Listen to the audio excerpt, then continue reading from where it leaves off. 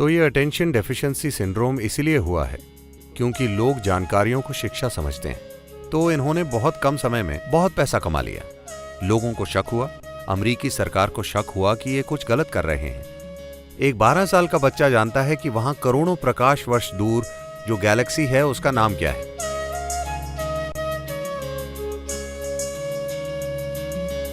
अगर आप मेरी बातों पर ध्यान नहीं देंगे तो क्या आपको पता चलेगा मैं क्या कह रहा हूं? नहीं, जीवन का हर पहलू इसी तरह है ना? अगर आप ध्यान नहीं देते तो आपको पता नहीं चलेगा कि आप क्या खा रहे हैं, कैसी सांस ले रहे हैं, क्या हो रहा है। बहुत से लोग फूलों की खुशबू पर ध्यान नहीं देते या कोई भी दूसरी चीज पर, वो पास से गुजर जाते हैं, पत्थर की तरह या फिर कहें बैल की तरह, क्योंकि बैल महत्वपूर्ण होते हैं स्टॉक मार्केट में। तो ये विकास प्रक्रिया में पीछे जाना हुआ।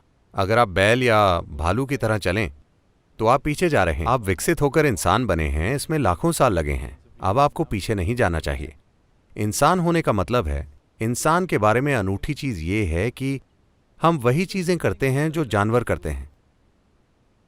बस यही है कि जो जानवर करते हैं हम भी वही करते हैं, लेकिन हम उसे जागरूक होकर कर सकते हैं। ये बहुत बड़ा फर्क है। और किसी चीज को जागरूकता से करना तब तक संभव नहीं होगा जब तक आप उन चीजों पर पर्याप्त ध्यान नहीं देते जो आप करते हैं या नहीं करते। विशेष रूप से वो चीजें जो आप नहीं करते, आपको उन पर पूरा ध्यान देना चाहिए, वरना वो आपके अंदर घुस जाएंगी। तो ये अटेंशन डेफिशिएंसी सिंड्रोम इसीलिए हुआ है क्योंकि लोग जानकारियों को शिक्षा समझते हैं। फिलहाल हमारी पूरी शिक्षा व्यवस्था ही ऐसी है। आप पर जानकारी का ढेर डाल देना। आप जितनी ज्यादा जानकारी का ढेर लगाएंगे किसी दिमाग में, या कहें कि बचपन से जानकारी डाली जाए, तो उसकी ध्यान देने की रुचि उतनी ही कम हो जाएगी।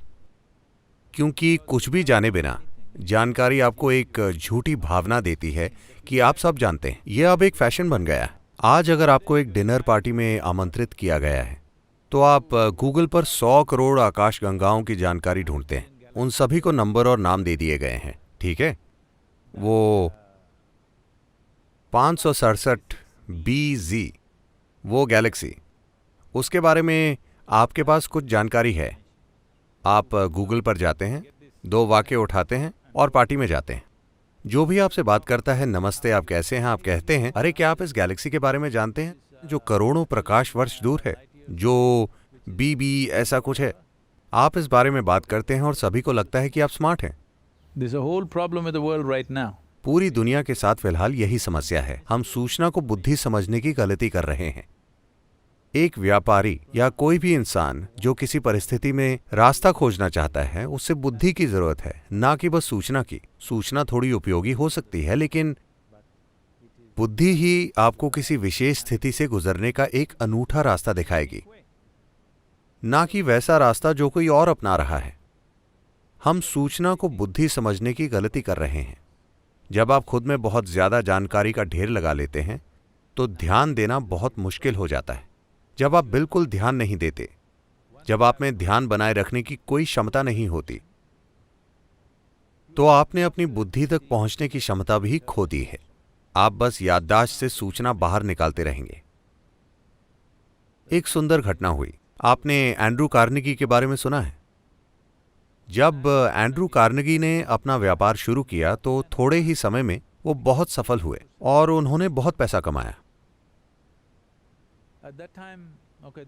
उस समय ये गूगल या फेसबुक या ट्विटर का युग नहीं था कि वो 2 सालों में खरबपति बन जाते हैं। उन दिनों लोगों को उद्योग वगैरह लगाकर पैसा कमाना पड़ता था, जिसमें दशक या पीढ़ियां लग जाती थीं। तो इन्होंने बहुत कम समय में बहुत पैसा कमा लिया।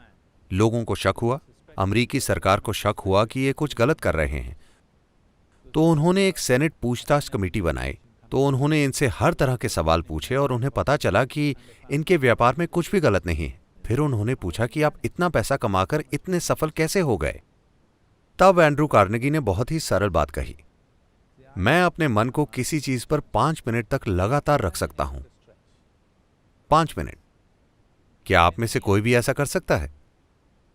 सभी सेनेटर सोचने लगे 5 मिनट में क्या मुश्किल है, और उन्होंने एक प्रयोग तैयार किया। उन्होंने अपना ध्यान टिकाने की कोशिश की। वो कुछ सेकंड तक भी नहीं टिका पाए, एक पल यहां दूसरे पल वहां। ज्यादातर इंसानों की यही हालत है। तो फिर वो बोले, आपको अमेरिका नहीं चलाना चाहिए।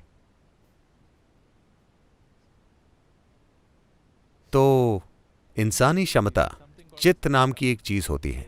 अंग्रेजी भाषा में सिर्फ माइंड होता है। ज्यादातर मन के यादों से जुड़े हिस्से को मन माना जाता है। योगिक सिस्टम में मन के 4 मुख्य पहलू हैं। मैं विस्तार से नहीं बताऊंगा, लेकिन मन का यादों वाला हिस्सा सबसे कम महत्वपूर्ण है। चित्त, जो चेतना से जुड़ा होता है, वो सबसे महत्वपूर्ण होता है। अगर आप चित्त को कोई आकार दे दें तो वो आकार हमेशा सच्चाई बनेगा, क्योंकि इसमें जीवन बनाने वाली शक्ति है, जिसे हम शब्दों की कमी की वजह से चेतना कह रहे हैं। वो जो जीवन का आधार है। जब आपका मन उससे जुड़ जाता है तो आपका मन जो आकार लेता है, मन एक बादल की तरह है। आप उसे कोई भी आकार दे सकते हैं। आप उसे देवता बना सकते हैं, आप उसे शैतान बना सकते हैं, आप उसे पशु बना सकते हैं, आप उसे जो चाहे बना सकते हैं। ये एक आकार रहित चीज है। तो अपने चित्त को आप जो आकार देते हैं वो हमेशा दुनिया में सच्चाई बनेगा, क्योंकि इसे जीवन को बनाने वाली ऊर्जा से शक्ति मिलती है।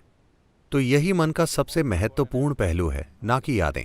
यादें सिर्फ भौतिक चीजों को संभालने के लिए जरूरी हैं। ये हो सकता है कि एक व्यापारी बस भौतिक चीजों को संभालना चाहे, ये ठीक है, लेकिन मैं चाहता हूं कि व्यापारी का जीवन एक मजेदार रोमांच बन जाए, जहां नई संभावना को खोजने की प्रक्रिया उसके अनुभव में भी वाकई नई संभावनाएं लाए, ना कि सिर्फ आर्थिक संभावनाएं बने। और ये संभावना एक व्यापारी के जीवन में मौजूद है कि वो अपने व्यापार को एक आध्यात्मिक संभावना और आध्यात्मिक विकास में बदल सकता है, या अपने अस्तित्व के विकास में, जो मुझे लगता है कि सभी को खोजना चाहिए। यही वजह है कि हम एक आध्यात्मिक तत्व लाने की कोशिश कर रहे हैं। सफलता आसानी से मिलेगी किसी अन्य चीज की तुलना में, क्योंकि सफलता इसीलिए आसान नहीं होगी कि कोई जादू होगा, बल्कि इसीलिए कि आप अपनी पूरी क्षमता से काम करते हैं।